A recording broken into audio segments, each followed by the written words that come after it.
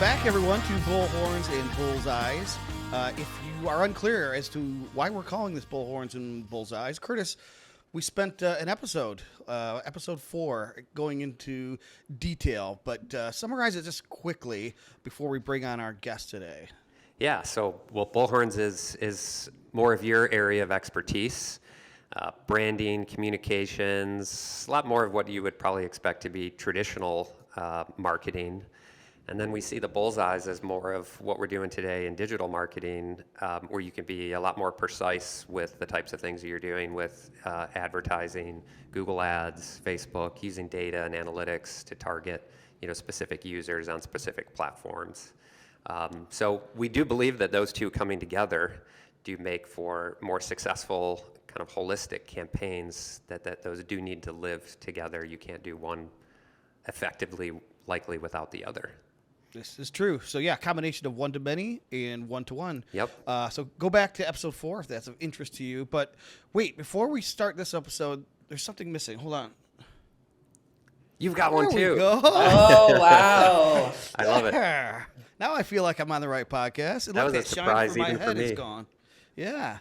So yeah, it kind of breaks down the shine a little bit. So, all right, we'll see how this fits. So, we do have a great guest to talk very intelligently about both Bullhorns and Bullseyes, and that's someone you introduced me to recently. So why don't you introduce her to our listeners? Yeah, so Aimee's a marketing leader who I had the opportunity to work with a number of years ago at a former client of mine, and I truly a privilege to have gotten to work with her at that company. I believe that she really knows how to align sales and marketing teams. She creates cultures of accountability with clear expectations and strong leadership. And I think your influence on me extends far beyond our working relationship. You've been an incredible source for referrals to me over the years. And so really excited to have you on this podcast, Aimee, and maybe tell us a little bit about what you've been up to the last couple of years. Absolutely. Well, thank you, Curtis and Tom. And I feel that I was not given the memo on the dress code with the hat. So I knew Curtis had it, but I didn't know Tom was going to also. So I feel a little underdressed, but appreciate being here. So I, Curtis and I met, almost 10 years ago now, which is crazy. When I was working, as you mentioned, at a startup. I have a 25-year career in B2B marketing.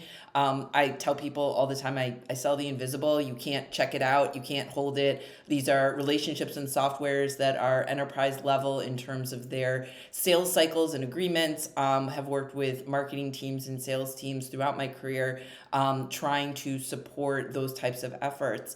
What I've been doing for the last 3 years is a fractional CMO for a company I founded called Bandwidth Strategy. So I help organizations from 10 million to 100 million in revenue, from everything from being an actual in-house fractional CMO, meaning I'm with them about 20 hours a week. I usually have an email with that organization, privy to financials. I'm managing people in and out of the organization, helping them along in a place and time where they're going through the transition, to actually doing contract work, just regular, typical marketing sales alignment work that needs to be done for different clients. I'm super lucky that I get to do this on a regular basis now. The pieces of my job that I always loved, which was the beginning. So that's what I've been up to. And clearly, again, very underdressed, but excited for our conversation. Yeah, one might say that we are overdressed, and you're dressed appropriately. I'm dressed appropriately. Yeah, Got it. Okay, good. Okay. Just so we set the boundaries. It makes sense. Well, I'm really excited. First of all, it was great to meet you, and glad to have you on the show. Mostly because you're as wonderful as Curtis said you were, but also because we're sort of kindred spirits when it comes to a bugaboo that maybe Curtis and I have shared so long and so sort of harmoniously that we decided to make a podcast about it. And that is this sort of misalignment or misconnection between the sales function in the marketing function, which you would think, okay, these two are both at the same end in mind. They should be working collaboratively. But as Curtis and I have found, that's often not the case. And sometimes it's directly adversarial, and sometimes it's just a matter of we don't have the right systems in place. And so we came across, you've written on this topic, you've actually been on other podcasts about this topic, but you've identified 5 indicators that you say of healthy sales marketing alignment. So you're sort of looking at through the glass half full, unlike the way that I just couched it. But maybe we could go into some of those and you can expound on why these are so important. And Curtis, you and I can maybe share our war stories where we found what is the result when these things don't exist. So Aimee, the first one is you asked the question, do you have a shared language? What do you mean by that? Yeah, so I'll sort of get to that in just a second. I do want to pick up on part of what you said, which is that adversarial relationship, I think, unfortunately, starts a lot of times at the C-suite level, where you have leaders who say, well, I want my sales and marketing to have a little bit of tension, right? They see that as a positive because it drives. And I just fundamentally disagree with that phenomenon. I think that if you would never want your finance and your legal team to be adversarial. You would never want CS and your delivery teams to be adversarial. Like, why would you want sales and marketing to be adversarial? It just doesn't really make sense to me. I think it comes from that, bro type culture that a lot of startups began in and started in, and this idea that if we can insert a little bit of frustration, it'll make everybody work harder. And that's just not the case, right? Sales does sales because they're really good at getting out, at finding those opportunities of people that don't already know about us. Marketing is really good at making sure that once people know about us, we can bring those people further into the process. So I think that there's definitely a struggle there, but I'm often upset by the fact that it is purposeful. So that's number one. When I walk into a lot of organizations, whether it's from that C-suite level or not from that C-suite level, and there's just a breakdown in communication, and I know you guys have talked about this on the podcast too, making sure you have that shared language and understanding what does a lead mean. And that term can just be so loaded, right? Good leads, bad leads, marketing leads, sales leads. I think it is incredibly important to say, if we are going to have a lead, do we understand what that terminology means? And if we don't, can we further break it down and or excise that term altogether? I did that recently at a client, right? We said, we're no longer going to use the term leads. What we're going to say is people are hand raisers, right? They filled out a form that specifically says they are looking to be spoken to. And then we have people who are learners. Those are folks that have filled out forms that say, I want to read your blog. I want to be a part of the newsletter. I want to get more information for you, but I don't really want to talk to anyone yet.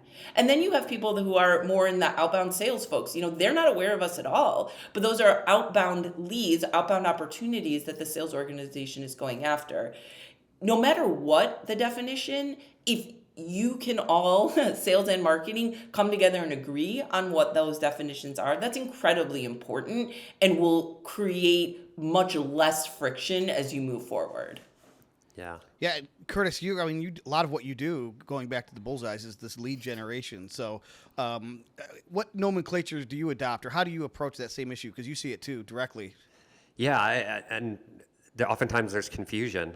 Like Aimee said, so you're going to have marketing qualified lead, sales qualified lead. All of a sudden you throw in terms like prospect, and then what's the difference, right? And you might have some, maybe some larger sales organizations that don't have the process. You might have one set of people who are using one set of terminology and selecting things in the CRM one way, and other people who are doing something different. And so, I think having the definitions and then knowing, who's responsible for those as well. So oftentimes, I think from my perspective in marketing, where we might be more responsible for the lead generation side of it, the people and the quantity that are filling out a form, it really goes another level to that. And so I like this, Aimee, like the hand raisers, or the people who really do want to be contacted, because that's what we're looking for. I want to be measured off the quality of the leads that we're bringing. And so a lot of what you and I have talked about is that feedback loop to find out from sales if there is good quality. So however we define that, I don't care, as long as we do have that shared definition and we're getting that feedback. Yeah, and I know, Curtis, something you do, and that I also really impart upon the organizations that I work with, is a constant revisiting of those terms. Because a lot of times, what you defined 6 months ago will change. It will change because leadership has Mm-hmm. changed. It will change because needs have changed. It will change because there is something in the market that has affected it. But so many times, I'll walk into an organization and sales will think it means one thing and marketing thinks it means another. And that's because 6 months ago, it did mean one thing. And now, because there's a new CMO, because there's a new development within the organization, it means something different. And so you have to constantly revisit those definitions. I would say, if not monthly, quarterly, to make sure that everybody still agrees on what everything Right. means. Yeah, I've actually seen, Tom, if I can add one more thing to that, where Certainly. these definitions have to match up to the workflows within the platforms. So we've seen where a Salesforce admin was scoring leads and changing the status, the lifecycle status of a lead to a specific label, like prospect. But sales was told only touch these leads that are at this status. And so you had leads that were literally going into a black hole. They were being created, but then nobody was touching, but were people who had raised their hands who did want to be interacted with. So, you know, it's the definitions and that shared across the organization, but the systems you're using also have to align to that. There's sort of this IT component to everything because we are, in many cases, using these sophisticated systems to help us keep track of everything, that all of that needs to match as well. Yeah. And I'm not nearly as technical or as intelligent as either of you, but I would also I think it would be healthy for organizations to recognize that there is typically a different wiring between what makes a good marketing person and what makes a good salesperson. Mm-hmm. So as hopefully a good marketing person, I'm perfectly fine if the phone's not ringing and I know I'm making an impact with the work that I'm doing because it's done with strategy, and it's not always necessarily, again, the Bullhorns is not always necessarily to drive leads. Sometimes it's to build brand and authority and reputation and build trust and all of the things that make the lead generation easier. So the way you can tell, by the way, how people are wired is if me being an introvert, I don't want to talk to anyone, so I will email them or text them. A good salesperson will respond to that email or text with a phone call. You ever email somebody or text somebody and then they call, hey, I got your email. I thought it'd be easier. Those people want to talk to people. Those people are in the business of immediate gratification, not delayed gratification. That's what makes a great salesperson great, I think. Mm-hmm. They're aggressive. They want to talk to people. They want to solve the problem now. So, but understanding that wiring difference, call it DISC or whatever it is, and recognize that those things are real, I think could go a long way to getting those teams to work together and at least understand each other. And while they're both trying to ultimately result in revenue generation, Aimee, they're going to go about it different ways. And I think you need to be able to live with that and not live with it, optimize it. Yeah, I agree. And I think part of what Curtis was saying before about the systems is really true. The systems have created a ton of transparency, which has been super positive. It's also created a lot of overlap between the two organizations and does create some of that confusion at times. I think as a marketer in, mostly small to mid-sized B2B startups, I do have, a lot of concern when the phones aren't ringing, because as a marketer, it's a big part of my job to make those phones ring. But at the same time, I'm also going to respect the fact that it's a holistic process and that there isn't one thing you can do, right? There's always that asking, what's the one thing we can do? I get that question everywhere I go from every CEO. I want the one thing, and I want to put all my chips down on the one thing. It's just not how marketing works. If you want the one thing, don't do marketing and just do sales, right? Just put all of your chips down on sales and spend all of your money on sales. On salespeople who are going to go out and do the work that you can replicate on a regular basis and is easy to understand. Marketing is a different world. There is no one thing. There are lots of things that are going to impact as you go along the cycle, but it's not just the one thing. Yeah, very true. Very true. All right, let's move on to the second thing here. You say, do you have service level agreements? Now, I'm familiar with an SLA kind of in what Curtis might do, right? It's like the agreement, here's the scope of work, here's what we do, here's what's expected of each. What do you mean by asking if there's a service level agreement within corporations or companies? So the SLA, again, I agree with you that most of the time you get that when you go to a customer success department. You know, how long are they expected to before they have to respond to an email or a phone call from a client? To me, sales is marketing's client and always has been. And what is my SLA to sales? And as a good client, what is their SLA to me? If I am putting leads over the wall to sales, to Curtis's point, there should never be a black hole, right? There should never be a opportunity that's lost, because we all agree that 4 hours is how long, or whatever that time period is, that 4 hours, say, is the time period in which a lead is picked up. And when that doesn't happen at 4 hours and 1 minute, I get a notification, and that person's boss gets a notification. Why hasn't that lead been worked? In the same way, if they're coming back to me with questions and or leads that are hand raisers or learners that are not good, what is my SLA to them to understand what didn't work and how can I adjust that for next time? So it's that shared responsibility in making sure that there are established rules and metrics and notifications if those SLAs are not being met. And how do we, and again, and Curtis, you've talked about this, I heard on one of the podcasts, it's not a situation where you meet with someone and you want to browbeat them, right? But you do want to have agreements, because if you guys don't have agreements and you're not meeting them, then the work isn't getting done. So it's, how do you figure out what's going wrong so that you can make it right? Do you have to make the times longer? Do the times need to be shorter? Or is sales just so damn frustrated with the leads that they're getting that they've just thrown their hands up and said, I'm just doing cold calling all the time? All of those pieces of information help you to become a better marketer. Yep. Yeah, Curtis, we've seen this like just as recently as yesterday. We were talking about this. Sometimes, absent of the SLA, the agreed upon response time is never. Like, we'll go into a HubSpot or a Salesforce, and sales team is complaining they're not getting any good leads.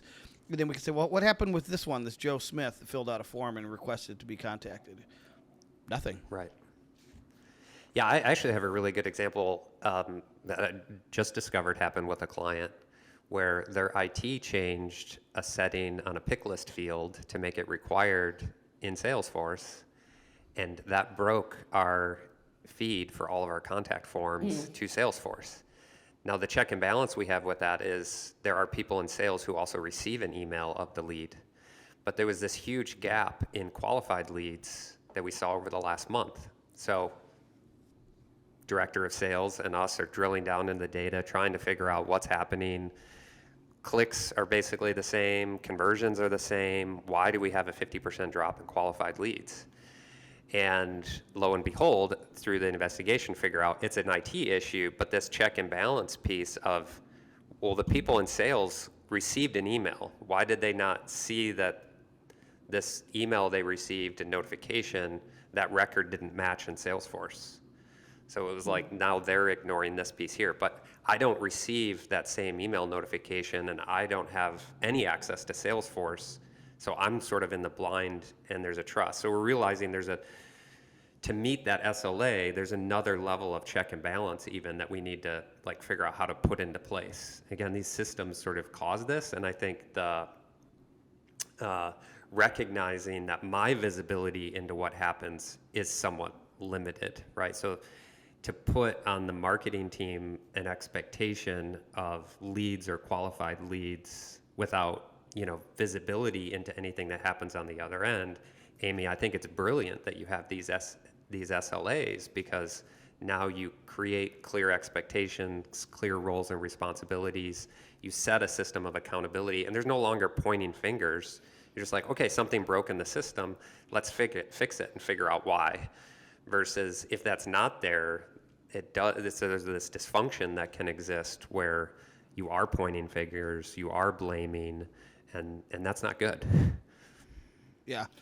So it's an active versus a passive strategy of management. Yeah. And when we go back to the systems and we go back to the marketing of 20 to 25 years ago, I think it was a very passive experience, right? I put up a billboard on a highway and I watched it. I put on a magazine ad. These are passive means of driving awareness. You fast forward to these systems that create, well, you just input the system, right? And then the leads come in. It's not a passive experience, right? It's a very active experience, and it constantly has to be monitored and checked, just like a website, just like an email campaign. It does feel like there's this belief system that marketing is a set it and forget it, that I just put in a CMO, or I put in a CRM, or I put in an ad campaign and I just let it go, right?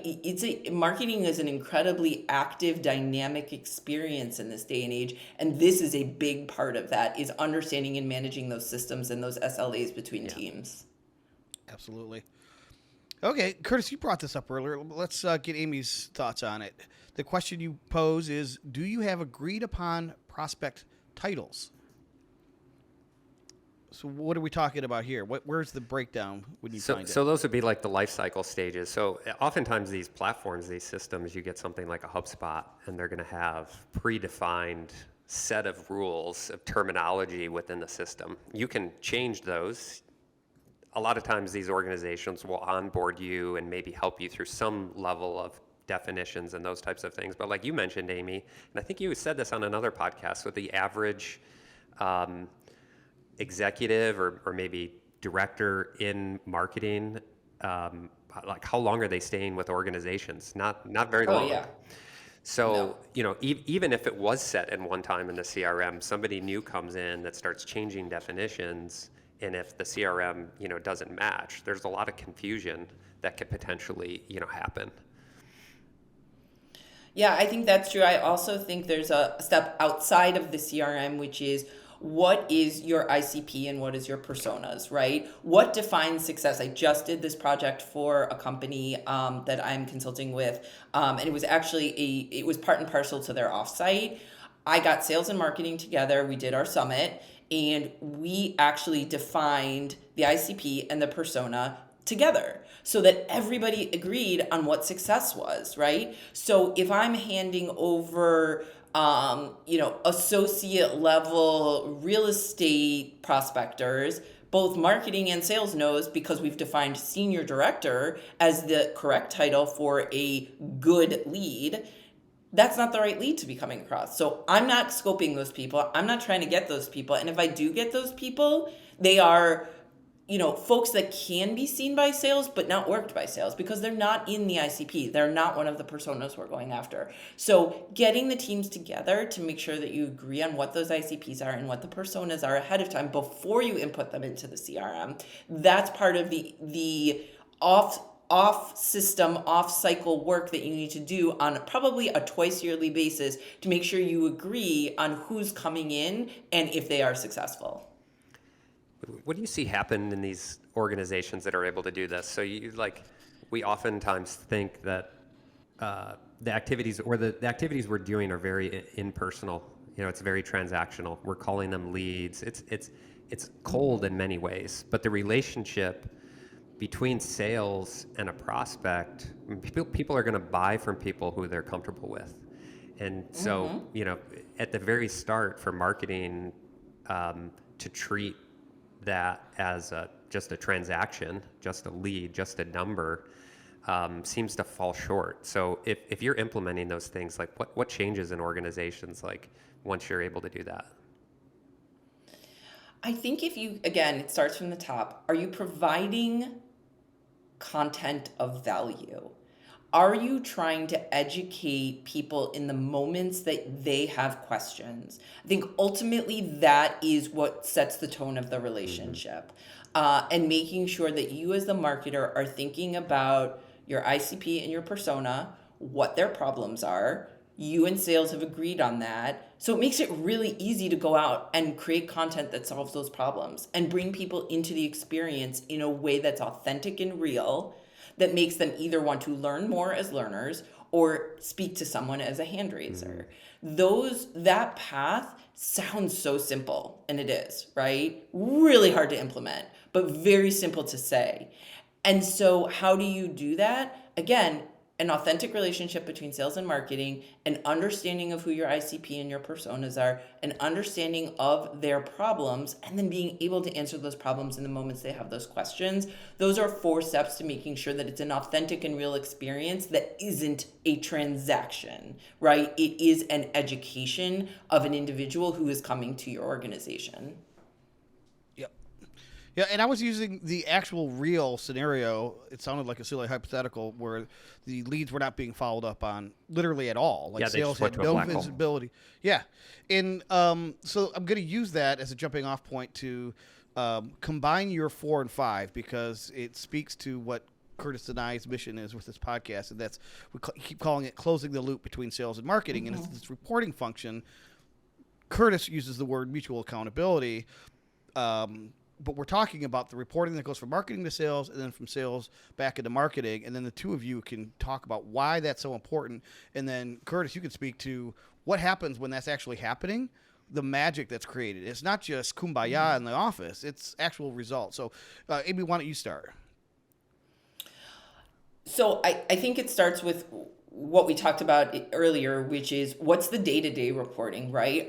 Do we have the SLAs, and are we getting pings when SLAs are not met, right? Because that creates mutual accountability on a regular basis so that it doesn't all build up, right? This is a relationship. You don't want to have to go to therapy with 10 years worth of anger at the other side, right? You want to have daily interactions so that you understand where things are falling apart on a micro level.